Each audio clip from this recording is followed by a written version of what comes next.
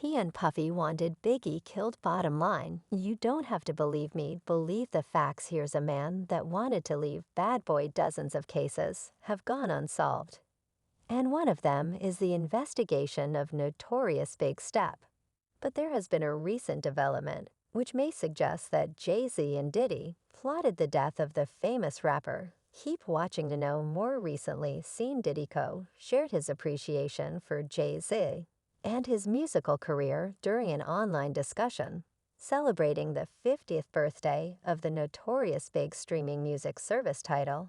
Hosted the Twitter Spaces conversation moderated by their chief content officer Elliot Wilson, while Jay-Z was joined by Diddy, Fat Joe, and more in the virtual conversation. During the talk, the topic shifted to the deaths of both Biggie and Tupac. Jay-Z took all courage to say as far as Big and Pac, and pushing forward, that's just me being a student of the game and loving the game, and loving the culture and wanting to push the culture forward. Then the rapper continued, that was the challenge that I was faced with. And that's a void, that's a big void. Others stepped in to fill it as well. Not just myself, that's a big void. That's the two pillars right there. Imagine that within a year, the Bad Boy record founder then added his perspective to the conversation, celebrating Hoff for his own career achievements. Bro, you failed them shoes though you came in. And we definitely give thanks, you definitely came. And I just know how much Big really looked up to Jay. Did he share? He continued, they looked up to each other. That is crazy, you had to step into the shoes of two people. That's all it was those two people. They had things unlocked. Diddy added Hop was coming. But it was like these two cats was just so big. And so to have all of that come on you, and have that responsibility to keep this ___ fly and keep the art of it going. I think Hop kept the art of a going and take where they was at and take it even higher. Diddy's statement has made fans wonder if it was Jay-Z's plan to replace Biggie.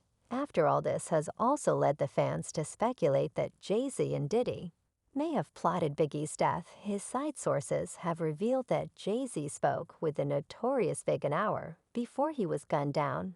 And Una lived. The two New York rappers were friends in the early 90 seconds.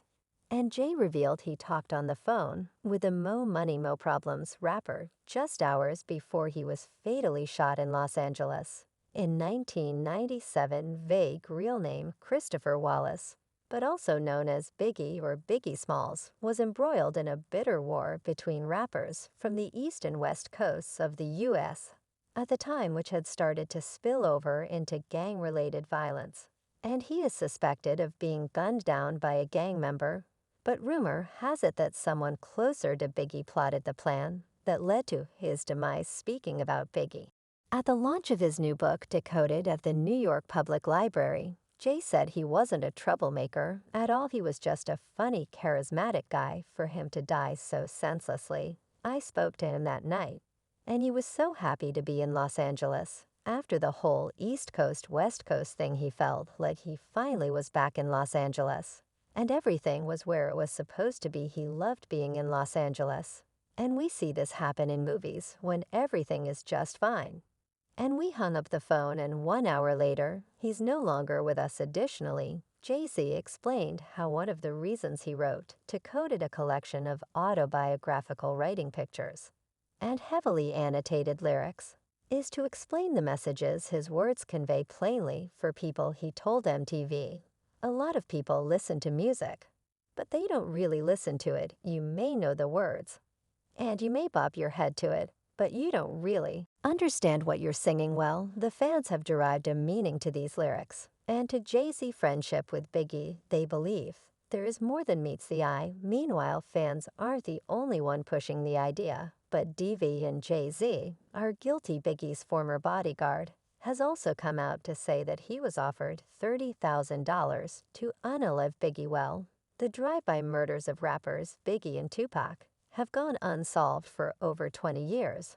But a new documentary uncovers further evidence. Tabini G. Perry talks to filmmakers Nick Broomfield and Pam Brooks about their incendiary film Last Man Standing. In October 2018, former Death Row Records boss Suge Knight was sentenced to 28 years in prison for running over and killing music executive Terry Carter documentarian Nick Broomfield's 2002 film Biggie and Tupac allege that Knight was complicit in the deaths of Tupac Shakur and Christopher Notorious Big Wallace rival rap icons who were shot in mysterious drive-bys within 6 months of each other in the mid-90s. But nights like the incarceration presented enough opportunity to uncover new evidence that even decades on can help shed light on the pair of intriguing and high-profile unsolved murders. People are much more prepared to talk now, says Broomfield speaking over a video call now.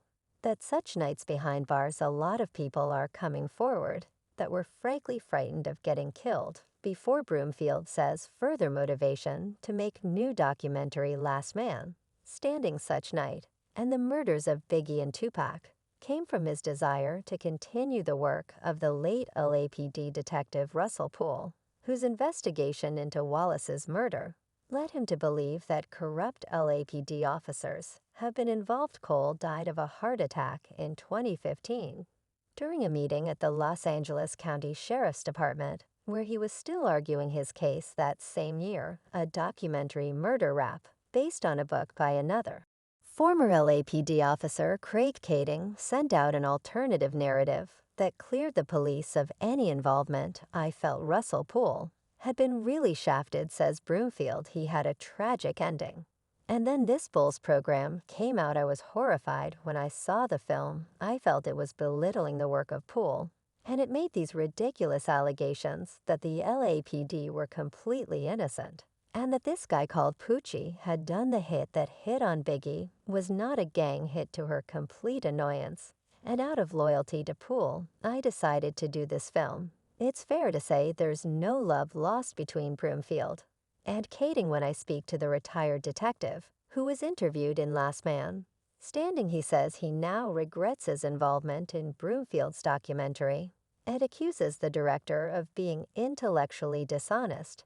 He's not interested in facts and evidence, argues Kading. He's interested in patching together a narrative that is not only reckless and irresponsible, but it falsely accuses innocent people of murder. But the fact that nobody has ever been charged in relation to the shooting has allowed various contradictory theories to flourish in Biggie and Tupac. Broomfield presented Poole's hypothesis that Knight may have orchestrated the hit himself because he owed Shakur $10 million in royalties and couldn't pay. Another theory held that seen Puffy Combs, head of Death Rosie's Coast rivals Bad Boy Records, to which Wallace was signed, arranged the shooting, and that Knight had also been an intended target. The identity of Christopher Big Wallace's murder is much more contentious. 6 months after Shakur's death, in the early hours of the 9th of March 1997, Wallace was leading a party at the Peterson Automotive Museum in Los Angeles